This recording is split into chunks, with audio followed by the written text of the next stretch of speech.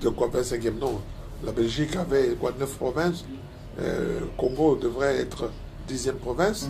Et puis le Rwanda dit dans une nébuleuse de l'impérialisme.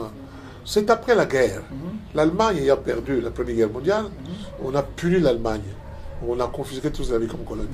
On a pris la Namibie, on a pris le Cameroun, on a pris le Rwanda et le Burundi. C'est devenu colonie quelque part sous le mandat de la Belgique. Et voilà, à ce moment-là, on a dit que cet espace-là, Congo, Rwanda et Burundi, on a dit le Congo belge et le Rwanda Burundi. On n'a pas dit Congo belge, Rwanda belge, Burundi belge. Non. Ah non. C'était clair. C'était clair. Le Congo belge et le Rwanda Burundi. C'était clair. C'était clair à définir. Mais le Rwanda particulièrement avait un problème de duo. Duo en, je n'ai pas le terme, mais en ethnie, en tribu. Les Hutus plus nombreux, 90%, et les Tutsis moins nombreux, n'est-ce pas? Et les Pygmées, les Tois. En fonction de quoi les Tutsis, parce que éleveurs quelque peu lancés, doivent se dire nous sommes descendants de la reine de Saba, plus intelligents que les agriculteurs qui, eux, passent leur temps à donner à manger aux gens. Voilà, et les voici maintenant ensemble au Rwanda. Rwanda petit, très petit, avec une petite richesse, le thé, bien sûr. Le monde a voulu que ce soit ici. Ce n'est pas de notre faute. Voilà, le Rwanda n'est pas riche, petit. Maintenant, la révolution sociale de 1964 ayant eu lieu, les Hutus, avec tout ce monde-là, les présidents de grande valeur, devenant présidents de la République, notamment Habyarimana et tous ceux qui l'ont. Ceux-là ont dirigé comme il faut. Mais les Tutsis n'ont pas voulu la domination. Le problème du Rwanda, c'est le problème de deux tribus. Hutu contre Tutsi. Ah oui. Les uns se considérant dans une idéologie de supériorité, selon quel modus, on ne sait pas. Les autres travaillant plus nombreux qu'adverses. Alors, il est normal que quand vous faites la démocratie, selon la charte universelle, les plus nombreux gagnent. C'est ainsi que les Hutus ont toujours gagné. Oui. Et les Tutsis se sentent dans l'insécurité totale. Alors, une partie est allée dans l'est du pays. Chez nous. Chez nous, oui. Voilà, chez nous. J'aime bien quand vous dites chez nous. Ils sont allés là-bas. Nous sommes au 16e, 17e, etc. Les Moamis se sont installés. Et beaucoup sont arrivés ici. Et ils ont dit, écoutez, nous ne pouvons plus rentrer. Nous sommes ici dans la vallée de Moulengue, dans cette partie-là de Massissi, dans l'autre partie, je ne sais pas moi, Rutshuru, tout ce qui est Est aujourd'hui, se sont bien installés en amenant l'idéologie de supériorité face aux Bantous. Aux originaires. Ouais, Furero, Nyanga, Lega, Nyanga, tout ce monde-là, alors, sont des Bantous. Les Bantous sont inférieurs aux Tutsis qui sont supérieurs. Ouais, il faut donner une précision entre ce côté, parce que on parle de Banyamulenge, soit disant que Banyamulenge serait une tribu, serait un peuple, oui, mais soit disant que ce serait une vraie tribu à part entière. Même quand on parle des Banyarwanda, tout ça, ces dénominations, est-ce qu'il n'y a pas c'est une question idéologique. Les Banyamulenge parlent quelle langue? Très bonne question. Vous avez déjà entendu parler de Kinyamulenge? Regardez dans tous les dictionnaires du monde entier, une langue qui s'appelle Kinyamulenge. Vous avez entendu parler? Non. Ça n'existe pas. Vous êtes Munyarwanda, et votre langue c'est de Kinyarwanda, et Tutsi, et Hutu. C'est pas parce que vous habitez Matongé longtemps que vous demandez l'indépendance de Matongé et vous devenez Munyamatongé. On demande votre langue, on dit de Kinyamatongé. Mais non, vous parlez Lingala, vous parlez Kitetela, vous parlez Kiwololo, vous parlez Kinkwandi, mais vous ne parlez pas de Kinyamatongé, Kinyabandal. Non, messieurs, c'est de l'idéologie. Et tout le monde sait que les Banyamulenge, ça n'existe pas. Ça n'existe pas. C'est un peuple courageux, fier, existant, créé par Dieu, très intelligent, mais il ne faut pas nous amener comment dirais-je, quel est le mot, les impostures de ce style-là. Moi, je ne suis pas bantou, je descends de Reine de Saba, je peux être Falacha, et je suis, à partir d'aujourd'hui, je suis Banyamulenge, je suis né ici. Non. Alors, pour ce faire, je voudrais avoir une partie du Congo qui est devenue, qui est depuis longtemps, était la terre de mes ancêtres. Ce n'est pas le Lumumba qui accepterait ça. Ce n'est pas Kasavubu qui accepterait ça. Ce n'est pas les Belges qui accepteraient. C'est parce qu'ils étaient devenus nombreux, n'est-ce pas, sur le territoire, sur leur territoire, que la Belgique, pour éviter les guerres de style social, a déversé en termes de réfugiés au Congo. En termes de réfugiés. Et comme les Congolais sont connus hospitaliers, et la Belgique a pris le soin de dire aux réfugiés de ne pas se mêler aux politiques coloniales. Ah, quand même. Ah oui, les documents sont là. Ok. Ne vous mêlez pas à ce que la Belgique fait au Congo et aux affaires des Congolais. Ah oui, c'est dit, il y a des documents.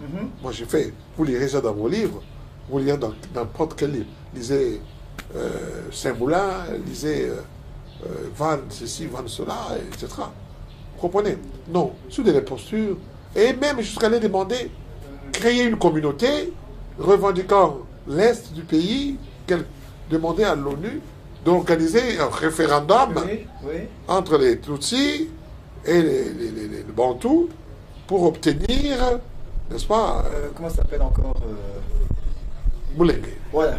Pour revendiquer. Non, monsieur. Pendant ce temps-là, qu'est-ce que vous avez fait? Vous avez infiltré l'armée avec le concours de la Belgique, de la France, de l'Angleterre. Vous avez infiltré pour affaiblir. Et en affaiblissant, vous pouvez facilement occuper. Mais le peuple congolais n'est pas dupe, n'est pas bête. Et leur président a dit, je ne suis pas un enfant. Le président Tshisekedi a dit, je ne suis pas un enfant. Ah oui. Et là, comme à casse, les Koyate. Ceci embête. Aucun Congolais n'ira à Kigali pour y habiter.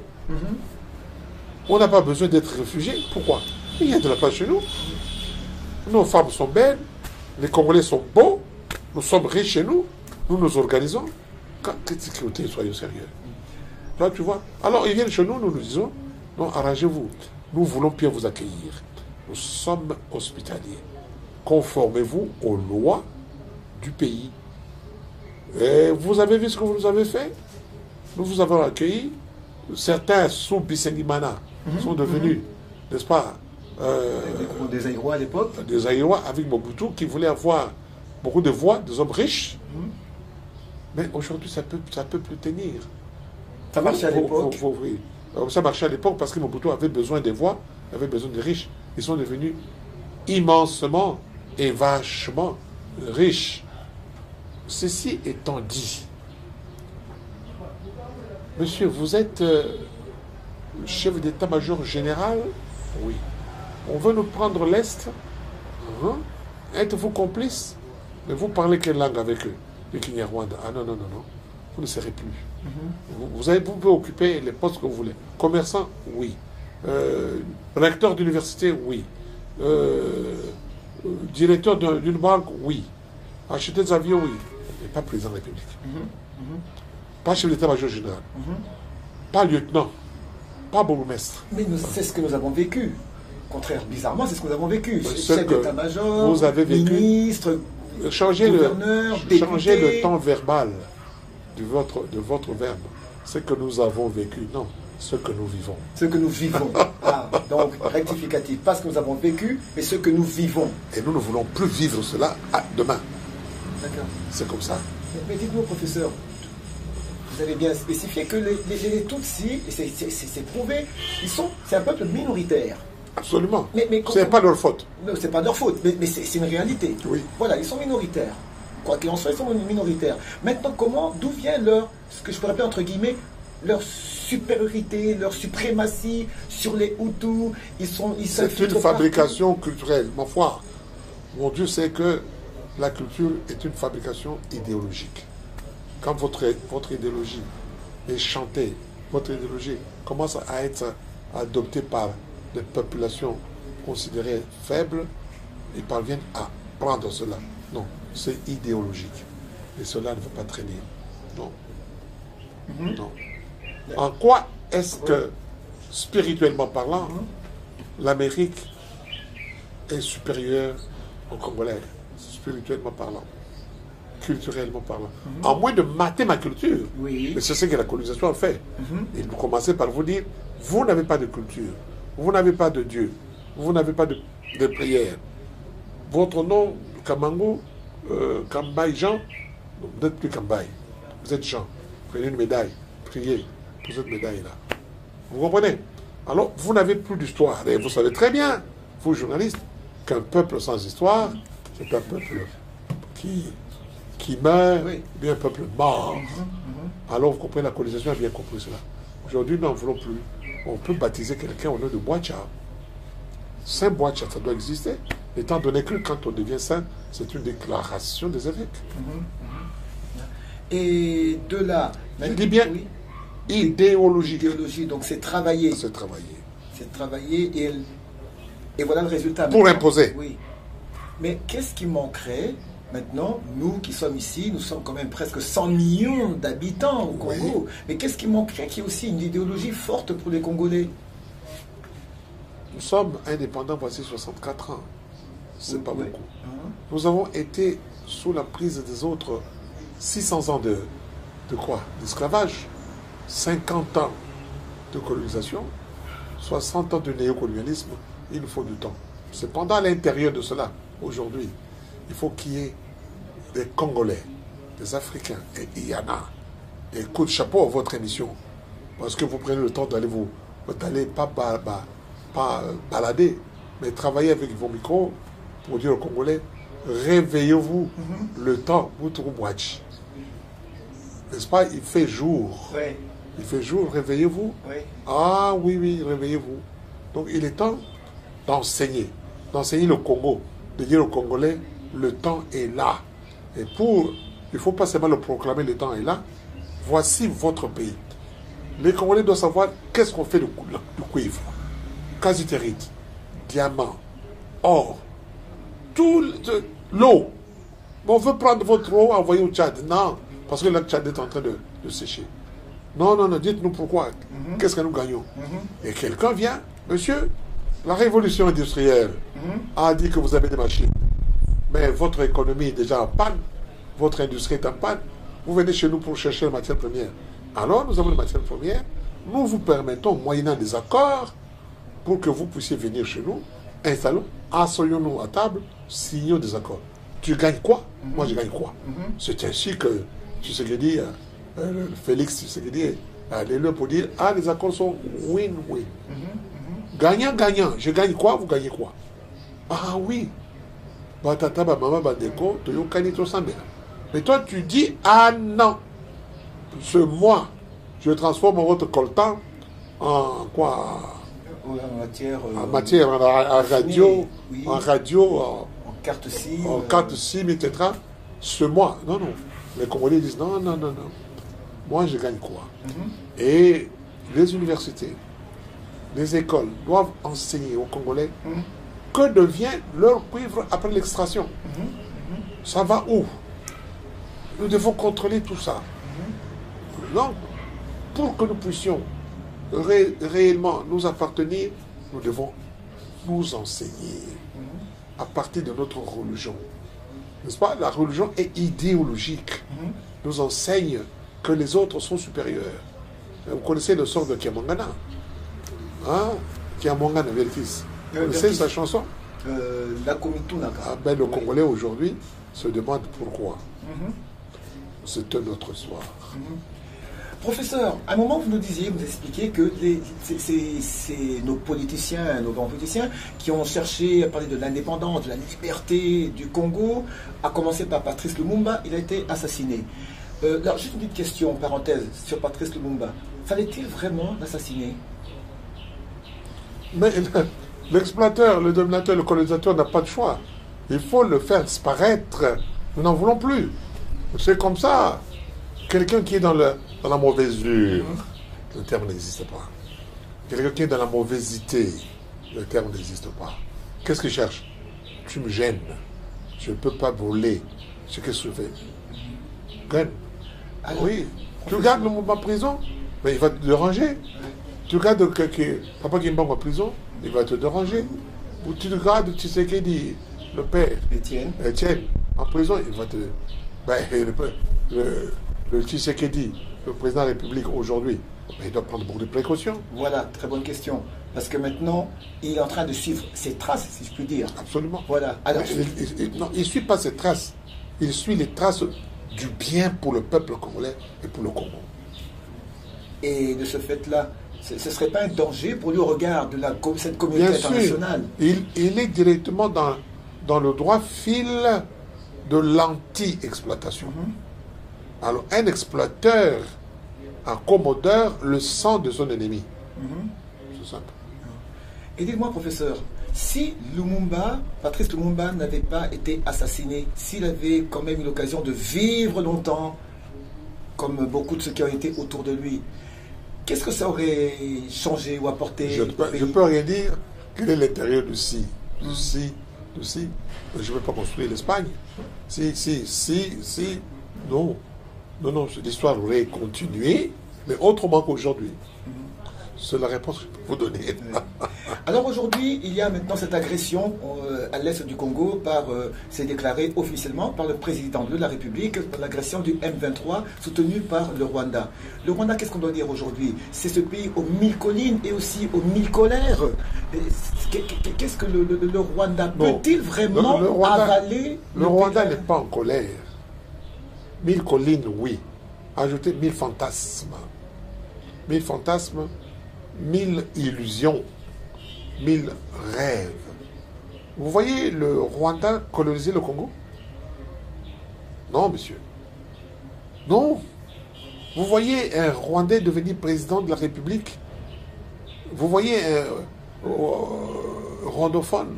Vous voyez Munyamulenge, entre guillemets, devenir président de la République? Ce sont des rêves, monsieur. Ce sont des rêves. Donc, oubliez ça. On lutte et le Congolais triomphera parce qu'il est chez lui. Je suis dans ma maison. Je suis chez moi. Tuez-moi, mais tu ne vas pas tuer mes enfants. Tuez les enfants, mais mes oncles viendront. Tuez mes cocos viendront en eux. 100 millions de personnes contre combien au Rwanda? Le Rwanda est un pays extraordinaire. Moi, j'ai eu des collègues autour aussi. Bon, du côté, ce sont des gens extraordinaires. Mais c'est un petit groupe de Tutsis anglophones du style Museveni. Sinon, nous avons des amis Tutsis pour parler d'eux. Des hommes valeureux, de gaillards, de grands soucis. Mais il y a un petit groupe là qui, moyennant leur éducation, veut montrer que Hitler, lui, vous avez vu, il a fait combien de temps? 12 ans. 12 ans. L'Allemagne a continué. Et Hitler est parti. Non, ne rêvez pas. Le Rwanda ne colonisera jamais. Alors jamais le Congo. C'est une parenthèse, justement, ce que vous avez dit, c'est très intéressant. Il n'y aura pas ni de rwandophone et tout ça, c'est très intéressant ce que vous dites. Alors, j'aimerais bien quand même ouvrir une petite brèche. On a une grande question actuellement qui rebondit, qui revient sur la scène, surtout cette année-ci 2023, ce fameux problème, question plutôt, de père et de mère. Qu'en pensez-vous? Je viens de vous dire au cours de notre émission que chaque personne a un père. Chaque personne a une mère. Vous comprenez? Bon, chaque personne, jusqu'à preuve du contraire aujourd'hui, a ce qu'on appelait colonialement tribu. Ça ne veut rien dire. Ethnie. Ça ne veut rien dire. Différence entre tribu et ethnie. Bon, et puis, tribu dans votre langue, c'est quoi? À ethnie. Quand vous êtes ici à Masimanimba, vous êtes Yansi,